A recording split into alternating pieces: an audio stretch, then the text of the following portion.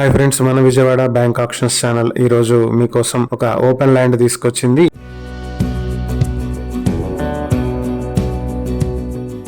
ఇది గన్నవరం పురుషోత్తపట్నం విలేజ్ లో ఉన్నటువంటి ఓపెన్ ల్యాండ్. మొత్తం 50 సెంట్లు, 2420 స్క్వేర్ యార్డ్స్. వెస్ట్ ఫేసింగ్ లో డొంక ఉంటుంది. ఇది కేసరపల్లి టు ముస్తాబాద్ రోడ్ లో ఉండేటువంటి ప్రాపర్టీ.